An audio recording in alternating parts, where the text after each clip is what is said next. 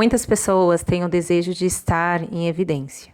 A gente estuda, desenvolve um bom trabalho, porque no fundo nós temos o desejo de sermos reconhecidos como uma autoridade naquilo que a gente fala, ou simplesmente devido às competências que a gente adquiriu na vida.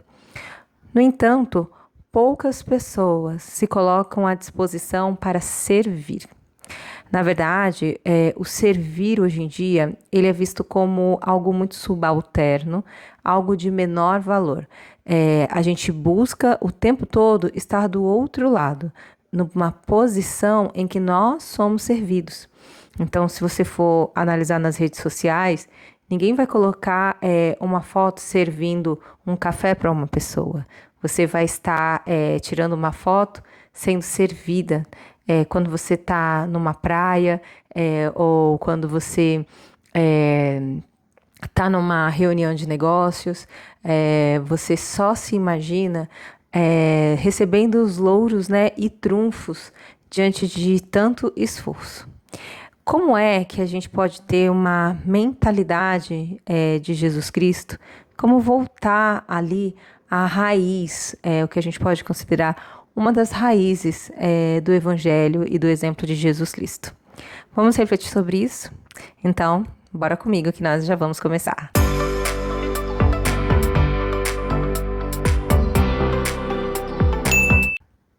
Meu nome é Thalita Alves e hoje eu quero compartilhar com você reflexões bíblicas para uma vida cristã prática vitoriosa. E quando a gente fala em uma prática vitoriosa, nós estamos sempre buscando aplicar aquilo que nós estamos aprendendo para o seu dia a dia. Agora, você indo para o seu trabalho ou voltando do trabalho, lavando a louça, indo na academia ou simplesmente cuidando da casa ou não fazendo nada. Então, esse é o meu principal objetivo, mas além disso, é importante que essa palavra chegue a outras pessoas também. Então, compartilhe, se inscreva aí no Spotify e também deixe um comentário, e no YouTube também. Vai lá e inscreva-se para que esse conteúdo chegue para outras pessoas. Nós não vamos demorar muito. Eu gostaria de começar falando um pouco sobre um dos capítulos que mais evidenciam o caráter de servidão de Jesus Cristo, que está lá. É isso mesmo, em João, no capítulo 13. Diz assim: antes da festa da Páscoa, Jesus sabia que havia chegado sua hora de deixar este mundo e voltar para o Pai. Ele tinha amado seus discípulos durante seu ministério na terra e os amou até o fim. Estava na hora do jantar e o diabo já havia instigado Judas, filho de Simão Iscariotes, a trair Jesus. Jesus sabia que o Pai lhe dera autoridade sobre todas as coisas e que viera de Deus e voltaria para Deus. Assim, levantou-se da mesa, tirou a capa e enrolou a toalha na cintura. Depois, derramou água numa bacia. Começou a lavar os pés de seus discípulos, enxugando-os com a toalha que estava em sua cintura. Quando Jesus chegou a Simão Pedro, este lhe disse: o senhor vai lavar meus pés? Jesus respondeu: você não entende agora o que eu estou fazendo, mas algum dia entenderá. Lavar os meus pés? De jeito nenhum, protestou Pedro. Jesus respondeu: se não os lavar, você não vai ter comunhão comigo. Simão Pedro exclamou: Senhor, então lava também minhas mãos e minha cabeça, e não somente os pés. Jesus respondeu: a pessoa que tomou banho completo só precisa lavar os pés para ficar totalmente limpa. E vocês estão limpos, mas nem todos. Pois Jesus sabia quem o trairia. Foi a isso que ele havia se referido quando disse: nem todos vocês estão limpos. Depois de lavar os pés deles, Jesus vestiu a capa novamente, retornou ao seu lugar e perguntou: vocês entendem o que eu fiz? Vocês me chamam mestre e senhor, e tem razão, porque eu sou. E uma vez que eu sou senhor e mestre, eu lavei seus pés. Vocês devem lavar da mesma forma os pés uns dos outros. Eu lhes dei um exemplo a ser seguido. Façam como eu fiz a vocês. E eu lhes digo a verdade: o escravo não é maior que o seu senhor, nem o mensageiro é mais importante que aquele que o envia. Agora que vocês sabem essas coisas, serão felizes se as praticarem. Olha que interessante, né? A gente pode ficar só nesse trecho da Bíblia. A gente tem uma situação, né, que Jesus Cristo, ele já está prestes a morrer, a ser crucificado. Ele sabia que esse era o objetivo, né, da vinda dele aqui na Terra, e já sabia também pela onisciência dele que Judas já estava tramando traí-lo, né? Diz que um espírito, né, maligno no caso, Satanás já havia se instigado, né? Ou seja, a cabeça de Judas, né, talvez ali presente apenas com o corpo, mas maquinando, né, a oportunidade, como que ele iria fazer para entregar Jesus. E aí, nessa oportunidade, antes da janta, ele faz esse ato de serviço e que mostra como nós devemos fazer uns com os outros, né? A gente precisa entender um pouco o contexto, né, da época, né? Quando você fala em lavar os pés dos discípulos, a gente não está pensando aqui em um lugar que a gente tem um piso de porcelanato, né? Que você acabou de tomar um banho e tá com seu pé limpo. A gente tá falando de um lugar que sequer asfalto tinha, nem tênis, né? Então era aquelas alparcartas, é assim que fala, gente, aqueles chinelos improvisados e muito provavelmente o pé daqueles discípulos estavam bem pretos, né? E é bem interessante que fala que era na hora do jantar, né? Muito provavelmente depois eles iam se alimentar. E eu fico imaginando o próprio Deus, né? Que fez todas as coisas, aquele que sabia que é digno, né? De ser adorado, se humilha, né? Se esvazia para poder servir os discípulos, discípulos tão inconstantes, né? Discípulos que, por mais que vissem tantos milagres, ainda duvidavam de Jesus, né? Ainda viviam como seres humanos, obviamente, como nós, que muitas vezes desconfiamos do poder de Deus e nos perguntamos se de fato Ele caminha com a gente, né? E a questão, né, que a gente precisa fazer, como que nós somos, né? Dentro da nossa casa, a gente está disposta a servir as outras pessoas? De repente você agraciar alguém levando uma marmita. Olha, o que você gosta de comer, né? Tem uma marmita aqui, queria te presentear e levar para você. Normalmente, coisas simples, né? Como na hora que vocês estiverem indo almoçar, pegar o prato para aquela pessoa, o talher, lembrar de deixar alguém passar na tua frente, ou simplesmente colocar ali um bilhete de bom dia e um bombom para o seu esposo, para sua mãe ou para os seus filhos. Então, o serviço, ele precisa ser uma marca nossa enquanto cristã, enquanto mulheres que desejam obedecer ao Senhor. E aí, por falar em obedecer, lá no final do versículo, né, dessa passagem, Jesus ele diz assim: agora que vocês sabem estas coisas, serão felizes se as praticarem. Pessoas que servem são pessoas felizes. E eu acho que o fato dessas pessoas serem felizes é porque a gente acaba deixando de pensar menos em nós mesmas, né? Nos tornamos menos egoístas quando de uma maneira sincera a gente serve as pessoas. E antes disso, ele fala algo bem emblemático, né? Quando ele diz: o escravo, ele não é maior que o seu senhor, nem o mensageiro é mais importante que aquele que o envia. Então, vamos pensar que nós fomos mulheres enviadas por Deus, né, para testemunhar. Em Atos, né, em Mateus diz que nós somos testemunhas, né, e que nós devemos ir, né, por toda a Samaria, Judéia, Jerusalém, pregar a palavra, independentemente se você é uma missionária em tempo integral ou se você é uma funcionária pública, uma esteticista, médica, enfermeira, não importa, uma advogada. Quando Deus nos dá esse chamado, né, essa ordem do ID, nós somos aquelas enviadas.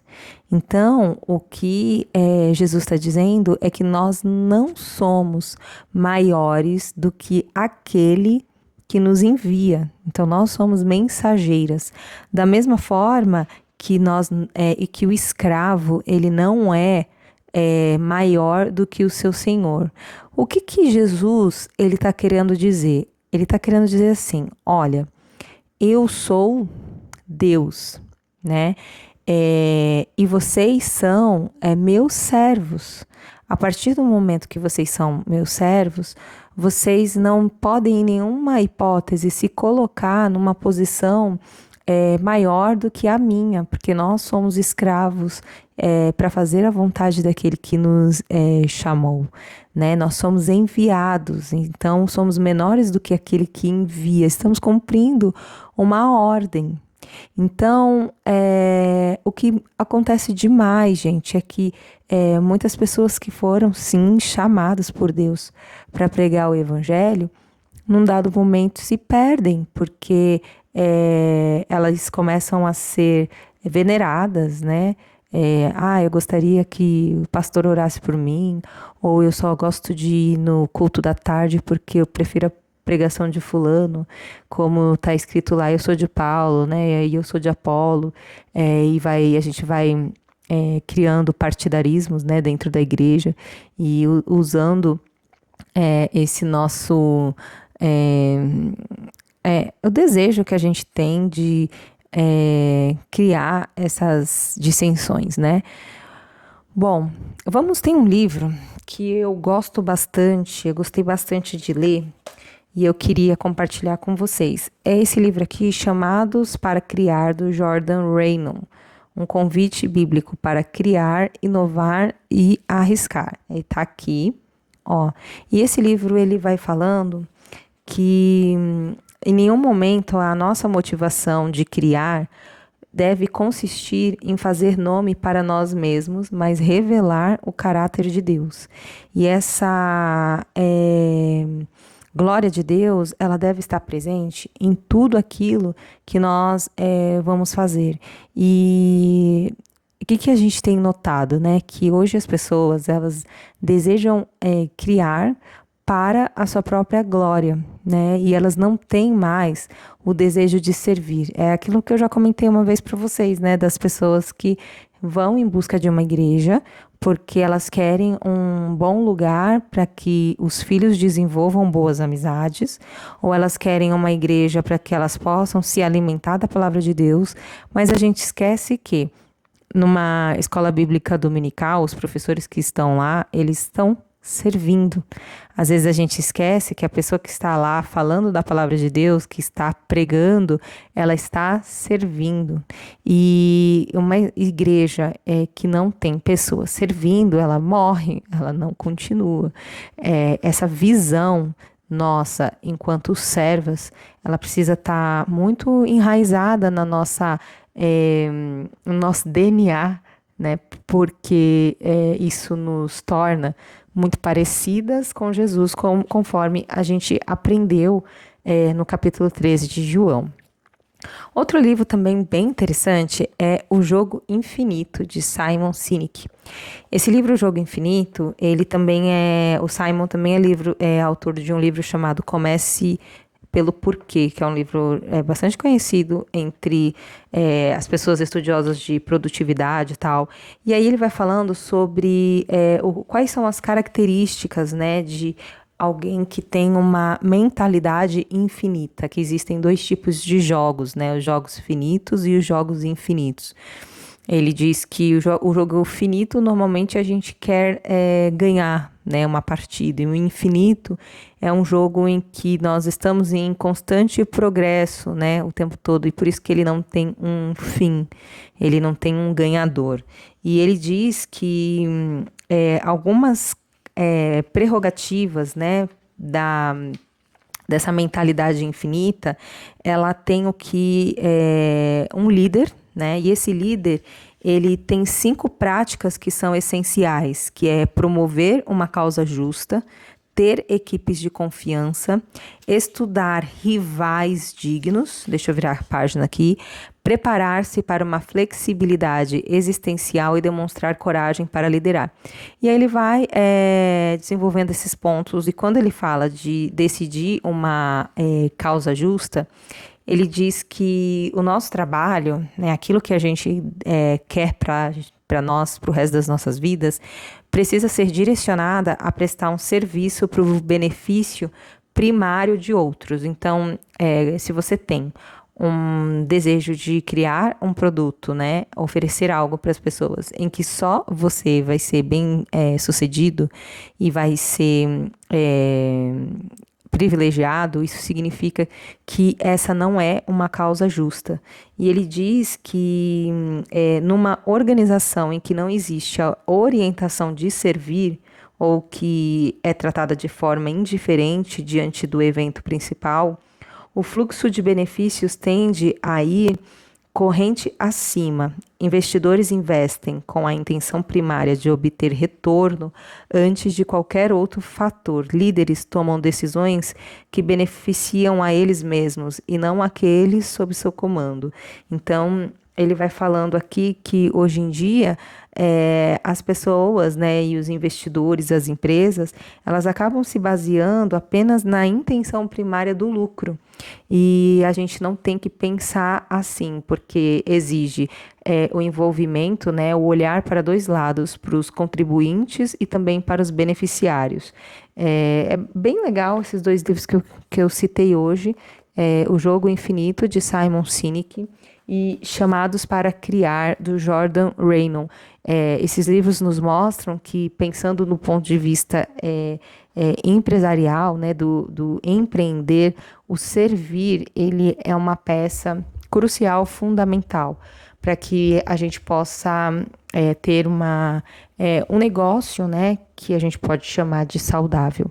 Então, vamos imaginar que você tem interesse em abrir a sua própria clínica de estética, né? Se você pensar apenas, né, em realizar procedimentos, né, que sejam caros, para que você possa ter mais lucro, e não pensar que você pode trazer para as pessoas autoestima e confiança, ou se você deseja montar uma empresa de, sei lá, comes, né, quer montar seu restaurante, e não pensar que aquele momento em que as pessoas estão almoçando é uma oportunidade delas estreitarem, né, os laços e terem um tempo ali de qualidade.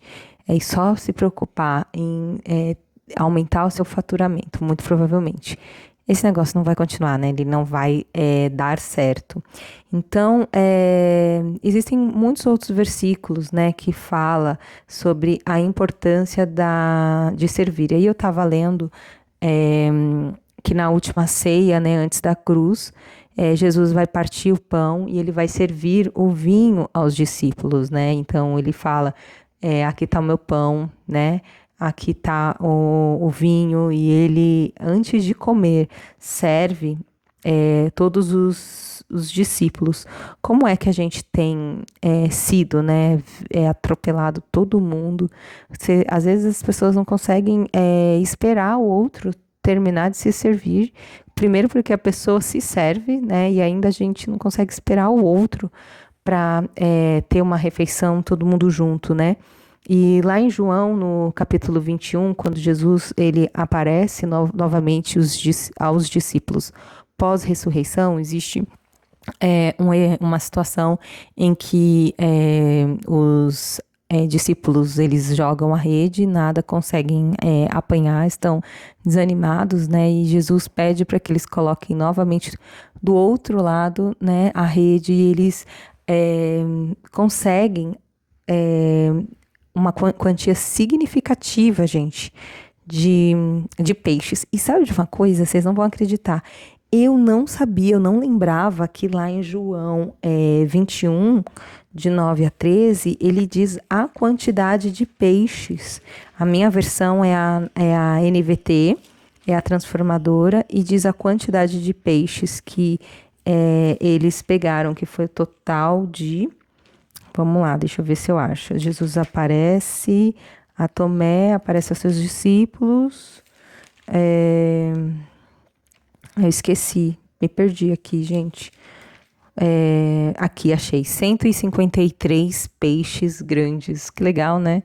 E antes, qual que é o momento aqui que Jesus serve, né?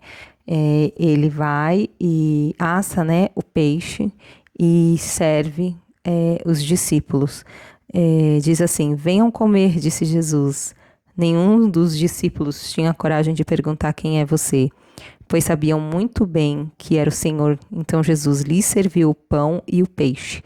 Foi a terceira vez que Jesus apareceu aos seus discípulos, depois de ressuscitar dos mortos. Que lição poderosa, né? Mesmo Jesus glorificado após ter passado pela ressurreição, ou seja, experimentou a morte, venceu a morte, ele continua servindo. E a gente tem, gente, o maior ato de serviço, né? Que é a morte de Jesus na cruz por nós. O Filho do Homem, ele não veio para ser servido, mas para servir e dar a sua vida em resgate de muitos. Ele deu a sua própria carne, né? Deu o seu próprio corpo, deu a sua própria vida para que nós não pudéssemos passar pela segunda morte, né? Para que nós tivéssemos perdão dos nossos pecados, uma mentalidade totalmente restaurada, os nossos sonhos que outrora estavam destruídos e a nossa vida sem esperança, agora, por meio da morte, da ressurreição de Jesus, a gente tem a convicção, né, a força necessária para poder continuar, para trabalhar com alegria. Você que tem filhos, cuidar bem dos seus filhos, e servir e fazer parte de uma igreja, ser uma boa filha, uma boa esposa, uma boa mãe, uma boa cidadã, uma boa empregada ou uma boa empresária. Não importa qual seja a área que nesse momento você esteja atuando. Então, a pergunta que eu quero fazer para você: será que você está disposta a servir hoje?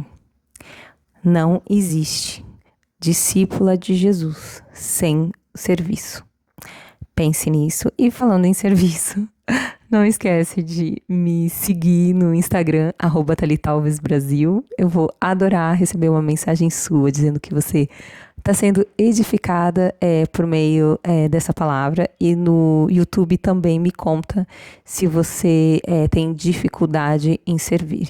Vamos orar? Obrigada, Deus, por esta palavra, que o Senhor nos deu um grande exemplo lavando os pés dos discípulos e dizendo para eles que este é o exemplo deixado, que nós deveríamos fazer isso às outras pessoas. Obrigada porque na tua palavra o Senhor nos mostra muitos exemplos em que o Senhor abriu mão do conforto, né, do poderio, para dar esse exemplo para nós. Nos ajude a sermos mulheres que amam servir. Tire todo egoísmo de nós, toda altivez, né, todo orgulho, e nos dê uma calma, né, uma tranquilidade para respirar e olhar mais para as necessidades alheias e menos para a nossa. É isso que eu oro e agradeço, crendo em nome de Jesus. Amém. Gostou? Então, continue e até o nosso próximo vídeo.